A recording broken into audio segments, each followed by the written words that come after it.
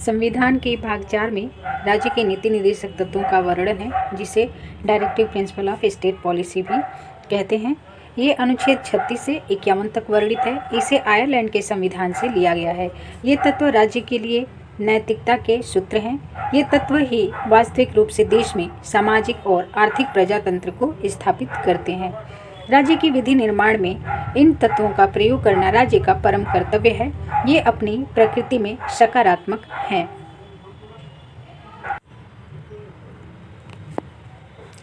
इन तत्वों को न्यायालय द्वारा लागू नहीं किया जा सकता है।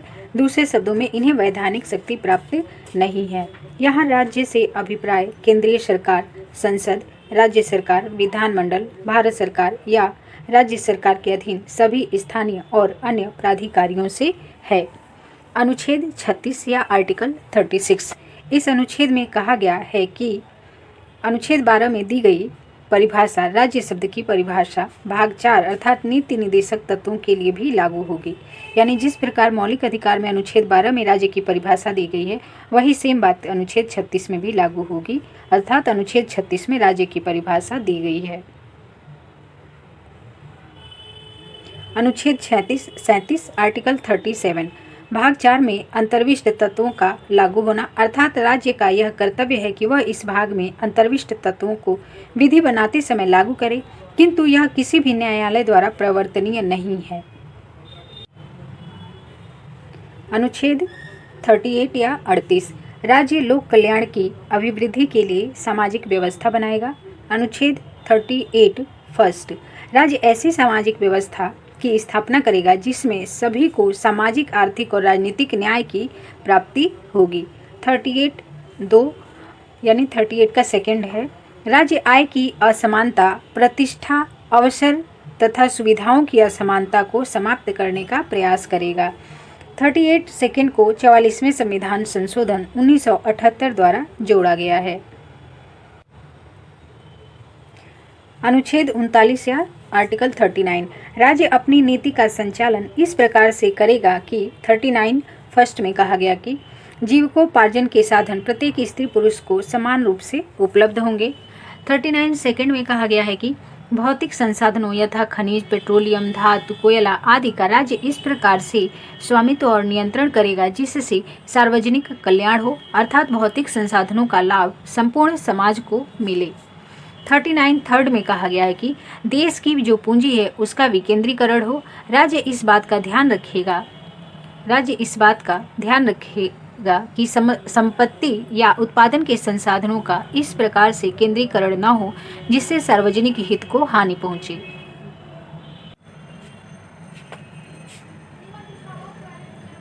फोर्थ में कहा गया है कि समान कार्य के लिए समान वेतन का प्रावधान, अर्थात राज्य प्रत्येक नागरिक चाहे वह स्त्री हो या पुरुष समान कार्य के लिए समान वेतन का प्रावधान करेगा। आर्टिकल 39 फिफ्थ राज्य श्रमिक स्त्री पुरुष के स्वास्थ्य और शक्ति का तथा बालकों के सुकुमार अवस्था का दुरुपयोग नहीं होने देगा। 39(6) में कहा गया है कि राज्य बालकों के स्वस्थ विकास हेतु स्वतंत्र एवं गरिमामय वातावरण उपलब्ध कराएगा। साथ ही बालकों तथा अल्पवयस्कों की शोषण से रक्षा करेगा। 39 क जो है ये कहता है कि जो राज्य है वो गरीब व असहायों को निःशुल्क विधिक सहायता प्रदान करेगा। इसका एक्सप्लेनेशन देख लेते हैं। राज्य यह प्रयत्न करेगा कि विधिक तंत्र का इस प्रकार से संचालन हो ताकि सभी को समान रूप से न्याय उपलब्ध हो सके तथा साथ ही राज्य आर्थिक रूप से कमजोर या अन्य प्रकार के निर्योग्य व्यक्तियों के लिए भी निःशुल्क विधिक सहायता की व्यवस्था करेगा। ये प्रावधान 42वें संविधान संशोधन 1976 द्वारा जोड़ा गया है। आर्टिकल 40 जो है ग्राम पंचायतों के गठन से संबंधित है और सत्ता के विकेंद्रीकरण की बात करता है। अनुच्छेद 41 या 41 कुछ विशेष परिस्थितियों में रोजगार यानी काम, शिक्षा, सहायता पाने का अधिकार का प्रावधान करता है। कह सकते हैं कि बीमारी, बेकारी एवं बुढ़ापे में सहायता पाने का अधिकार है। इसका एक्सप्लेनेशन है, राज्य अपने आर्थिक साधनों के अनुसार तथा विकास की सीमाओं के भीतर यह प्रयास करेगा कि सभी नागरिक अपनी योग्यता के अनुसार रोजगार एवं शिक्षा प्राप्त कर सके, साथ ही बेकारी, बीमारी व बुढ़ापे तथा असमर्थता की स्थिति में सार्वजनिक सहायता प्राप्त कर सके। अनुच्छेद 42 या 42 कहता है कि राज्य व्यक्तियों के लिए काम की न्याय संगत तथा मानवोचित दशाओं का प्रबंध करेगा, साथ ही स्त्रियों के लिए प्रसूति सहायता का उपबंध करेगा। फिर देखते हैं आर्टिकल 43। आर्टिकल 43 कहता है कि कृषक एवं अन्य मजदूरों को जीवन निर्वाह हेतु न्यूनतम मजदूरी मिलनी चाहिए। राज्य इस बात का प्रावधान करेगा, साथ ही राज्य जो है कुटीर उद्योगों को प्रोत्साहित करेगा, प्रोत्साहन देगा। इसका एक्सप्लेनेशन देख लेते हैं। राज्य इस बात का प्रयत्न करेगा कि कृषि और उद्योग या अन्य प्रकार के कामगारों को जीवन निर्वाह योग्य मजदूरी अवश्य मिले, जिससे उनके जीवन स्तर में भी सुधार हो। अनुच्छेद 43 का या 43 का ए, ये काफ़ी इम्पोर्टेंट है। ये कहता है कि राज्य उद्योगों के प्रबंधन में कामगारों या श्रमिकों का प्रतिनिधित्व हेतु प्रावधान करेगा।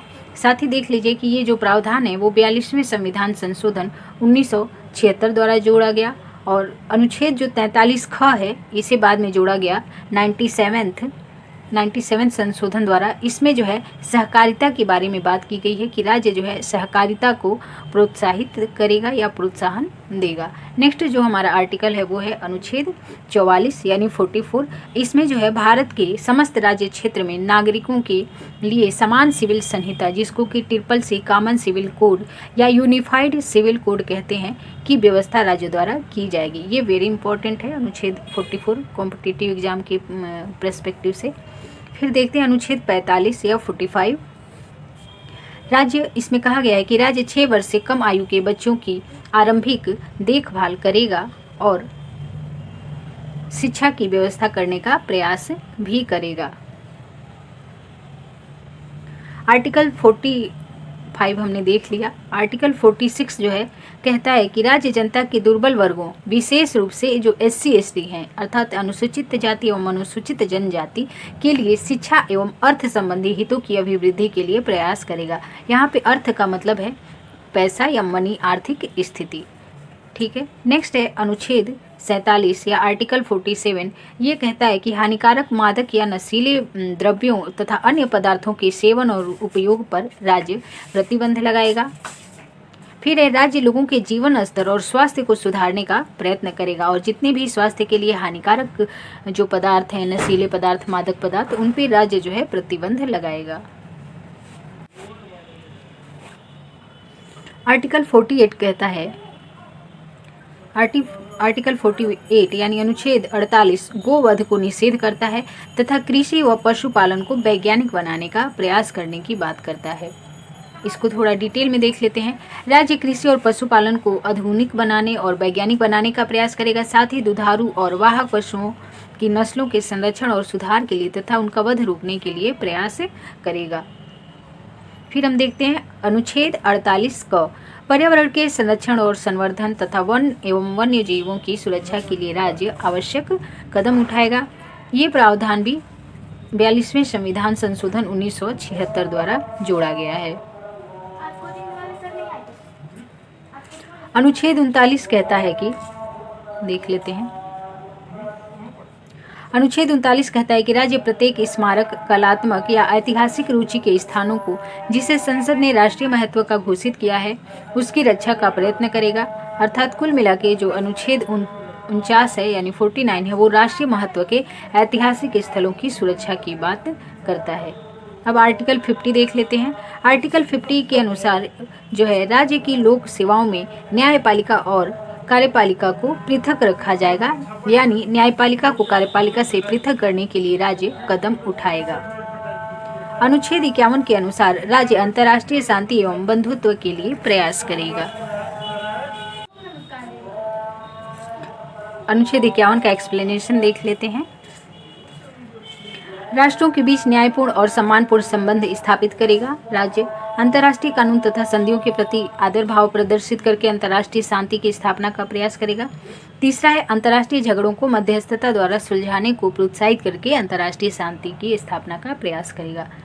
कुछ अन्य नीति निर्देशक तत्व हैं जो संविधान के अन्य भागों में वर्णित हैं, यानी भाग 4 में नहीं है, लेकिन ये नीति निर्देशक तत्व ही कहे जाएंगे। जैसे आर्टिकल 350 या अनुच्छेद 350, इसमें ये प्रावधान किया गया है कि राज्य भाषाई अल्पसंख्यक वर्ग के बालकों को शिक्षा के प्राथमिक स्तर पर मातृभाषा में शिक्षा की पर्याप्त सुविधाओं की व्यवस्था करेगा। और अनुच्छेद 351 यानी अनुच्छेद 351 कहता है कि संघ का यह कर्तव्य है कि वह हिंदी भाषा के प्रचार तथा विकास के लिए कार्य करे। वहीं अनुच्छेद 325 कहता है कि संघ तथा राज्य की सेवाओं में नियुक्ति करने में अनुसूचित जातियों और अनुसूचित जनजातियों के दावों का प्रशासन की दक्षता बनाए रखते हुए ध्यान दिया जाएगा। नीति निर्देशक तत्वों का वर्णन संविधान के भाग 4 में है और ये ऐसा टॉपिक है जो बीए फर्स्ट ईयर के फर्स्ट सेमेस्टर के सिलेबस में है। साथ ही ये सभी कॉम्पिटिटिव एग्जाम्स में आता है। मैंने कुछ ही का वर्णन किया है, जैसे पैट हो गया, यूपी ट्रिपल एससी पैट हो गया, लेखपाल मेंस हो गया, पुलिस कांस्टेबल हो गया, यूपी पीसीएस हो गया, या पॉलिटिकल साइंस सब्जेक्ट में नेट जेआरएफ हो गया, टीजीटी पीजीटी या पॉलिटिकल साइंस से रिलेटेड कोई भी एग्ज़ाम है। इसके अलावा किसी भी कंपटीशन का एग्ज़ाम देते हैं तो उसमें पॉलिटिकल साइंस सेगमेंट से नीति निर्देशक तत्व अवश्य पूछे जाते हैं, चाहे वो एसएससी सीजीएल हो, चाहे बैंकिंग हो, रेलवे हो, कोई भी एग्ज़ाम हो। तो नीति निर्देशक तत्व जो है काफ़ी इंपॉर्टेंट होते हैं और लगभग हर साल क्वेश्चन यहाँ से पूछे जाते हैं। तो आई होप कि ये आप लोगों के लिए काफ़ी यूजफुल होगा। धन्यवाद।